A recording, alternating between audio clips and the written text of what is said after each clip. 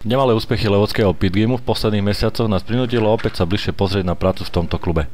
Traja nadšenci pre tento šport, Bohuš Duľa, David Kedžuch a Ľubo Bžoch, dali dokopy hlavy i svaly a pred viac ako 2 rokmi tento klub založili. Cieľom klubu je špecializovať sa na mixed martial arts, čiže vlastne zmiešané bojové umenia. Zmiešané bojové umenia MMA je vlastne mix technik, box, thajský box, zapasenie a brazilian luta livre. Vlastne to sú tie páky a škrtenia špeciálne v boji na zemi. Tvrdá a poctivá práca priniesla ovocie a víťazstvá začínajú prichádzať už aj spoza hraníc. Úspechy, budem skromný, je ich dosť.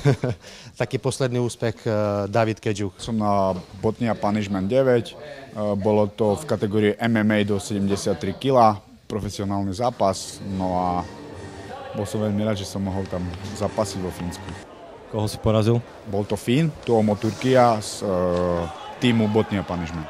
Čo to pre teba znamená to víťazstvo do budúcnosti?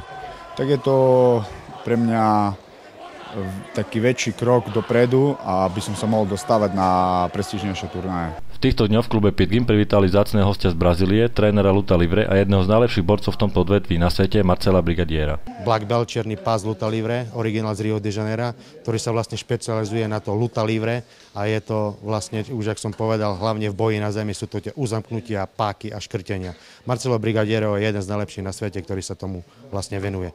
Má za sebou 221 víťazstiev v grapplingu a je to špička sveta, ktorá pôsobí takisto v liverpoolskom jednom z najlepších tímov MMA, Carbon. My name is Marcelo Brigadiero, I'm from Brazil. Volám sa Marcelo Brigadiero, pochádzam z Brazílie, no momentálne žijem v Anglicku v Liverpoole. Prišiel som do Levoče na pozvanie chlapcov z Pitgimu, niečo im ukázať a naučiť ich. Ostávam tu 1 týždeň a potom odchádzam na 6-týždňové svetové turné po 12 krajinách. Budúcnosť v klube bude závisieť aj od záujmu mladých borcov, ich vytrvalosti a trpezlivosti. Je to veľmi zaujímavý druh bojového umenia, je to veľmi zaujímavé a baví ma to vždy.